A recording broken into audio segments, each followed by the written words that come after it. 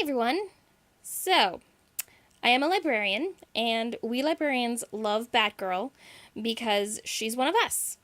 So, I got a little question for you. I got two comic books here. One is a Superman comic from 1975 that guest stars Batgirl, and the other is a 2017 Batgirl comic. So, which of these comics do you think represents Batgirl in a more favorable light? The Superman comic from the 70s where she just guest stars, or her own comic from 2017? Yeah, it's not even close. But don't just take my word for it. Let's dive in and I will show you why this comic is better than the other one. So, long story short, there's a charity event and Clark Kent has to pose as Batman. Now, Barbara is at this event. In the comics at this point, she had retired from being Batgirl, and she was actually a congresswoman.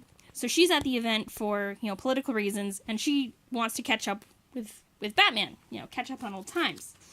So she goes back to Batman's dressing room, and she finds Clark Kent's ID card from the Daily Planet, because he's rushed off to help Batman with what Batman's doing. So she finds this, and she's trying to piece together how in the world a Metropolis reporter could possibly be Batman. So here she's finding clues. She's looking at this paper, and she's like, I gotta go to Metropolis and figure this out.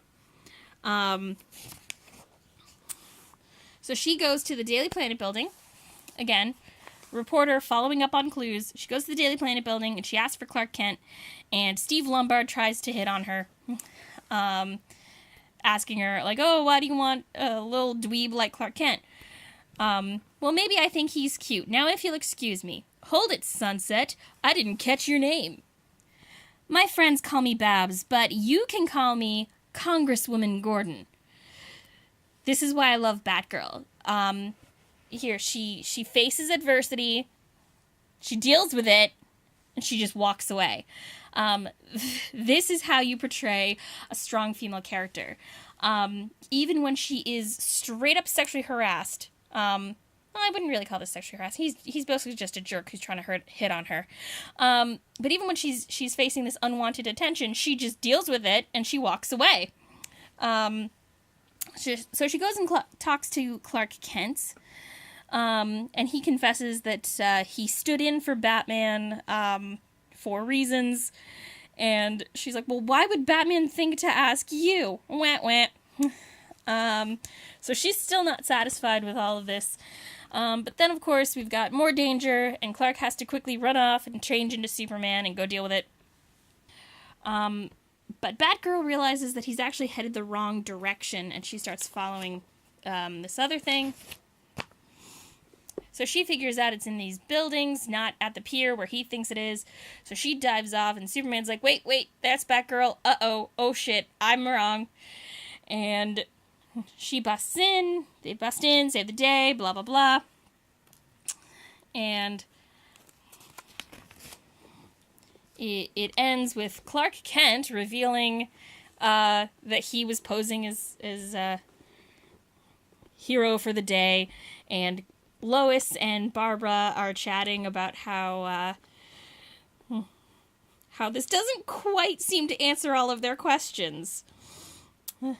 And it just kind of ends with this little wah-wah moment. So that's this story. Now, let's look at the official Batgirl story. So, to catch you up on the story, Batgirl started dating this guy who turned out to be the illegitimate son of the Penguin, and he wants to take over his father's criminal empire.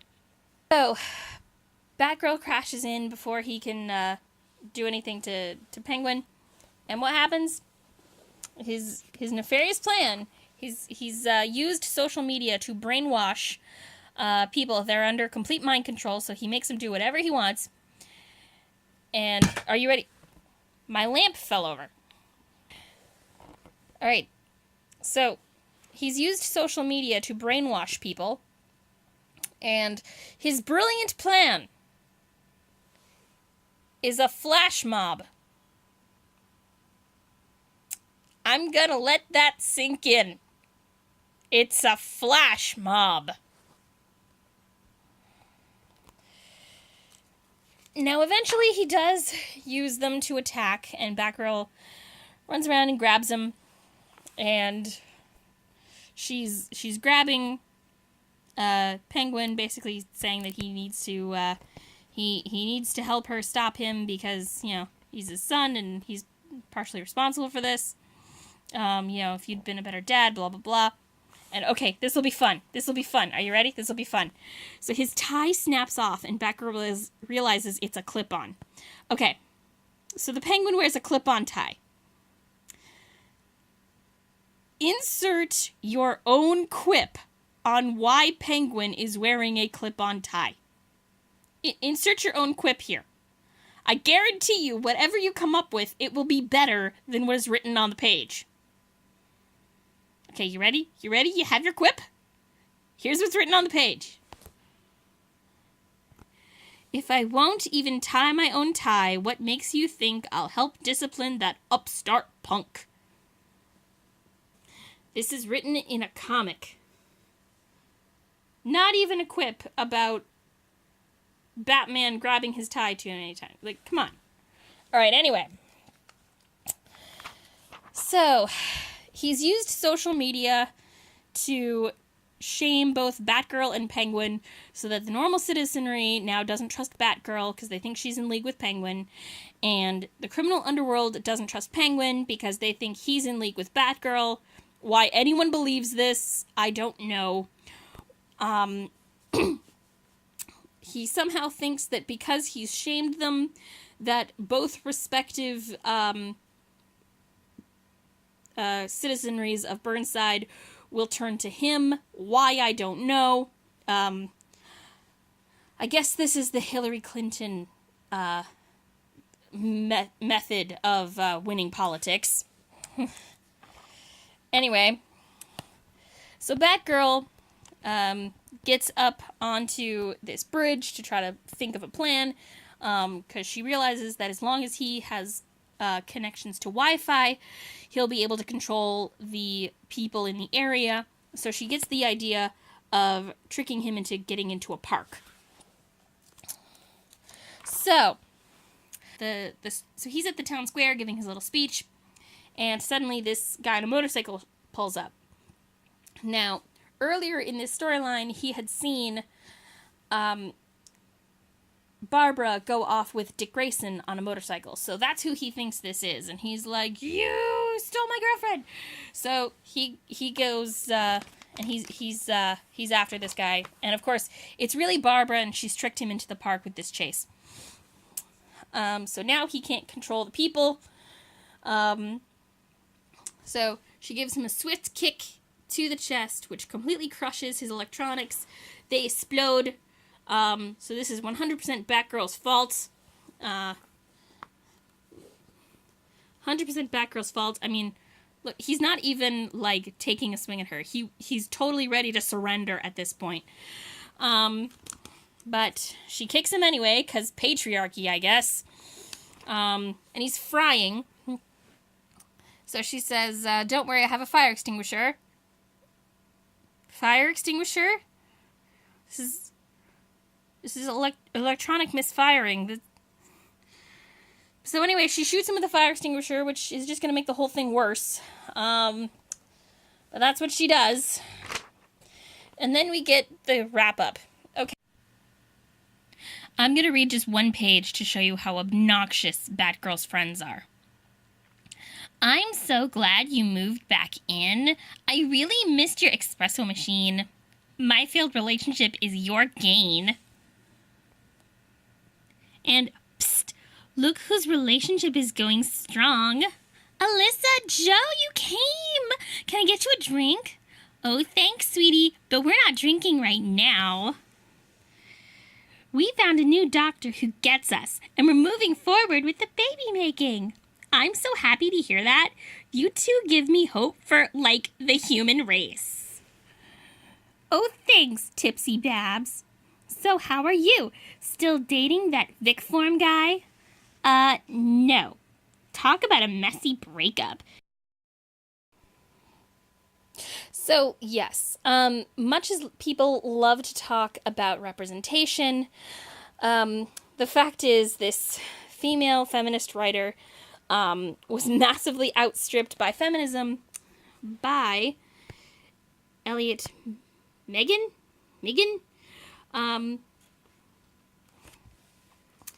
way back in 75. Far better job representing a strong female hero. And if you think I am kidding, I got another example for you. Just in case you thought that this was a one-off, just random bad comic. In the Batgirl Supergirl annual, so basically Supergirl has been getting these telepathic communications from someone locked in a lab asking for help. And Supergirl has reason to believe that the lab uses Wayne Tech security, so she wants Batgirl to help her break in. And Batgirl points out, hey, wait a minute, if this is Wayne Tech security, how about we talk to Batman? I'm sure he can pull some strings and take over, do it all his way, and take all the credit. She contacted me, she asked for my help, she trusted me. So this is all about you. This is all about you. This is about you and your ego, rather than protecting civilians and holding people accountable and making Wayne Tech aware of how their materials are being misused. No, this is all about you, isn't it? Isn't it, Supergirl? This is all about you. And Batgirl is just going to enable this. Because, yeah, they do go off and have this whole adventure. Even though they could just call Batman and solve it that way. Nope. Girl power. We can't let men take credit, even though they would be able to solve this far more efficiently.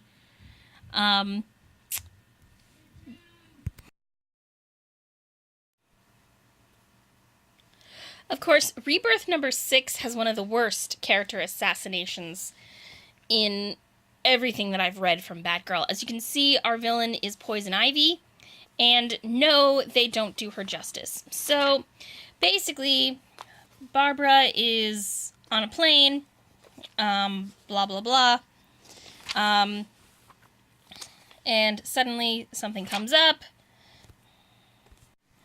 Suddenly there's this evil plant, and it starts attacking the plane. Of course, Poison Ivy is behind it, and then it starts growing beyond her power to control, and it's taking over the plane. It's about to go down. So, Batgirl finds a chemical that'll kill it. So, Poison Ivy jumps in her way. No, it's a rare plant, blah, blah, blah. Think of the plants, be green. But Batgirl is finally able to talk her down, so she's not going to stop Batgirl, but she won't help murder a plant, which doesn't sound much like Poison Ivy to me. But maybe if her own life was at stake. But the chemical doesn't work. And it starts attacking Batgirl, and then, oops, suddenly Poison Ivy is okay with hurting plants to save human beings. This is not Poison Ivy. I almost expected them to take a selfie at the end here.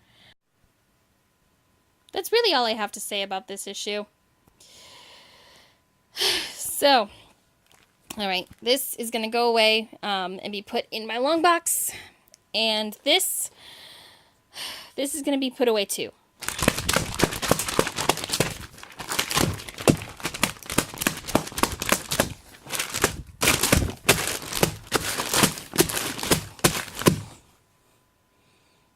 I think it's finally dead.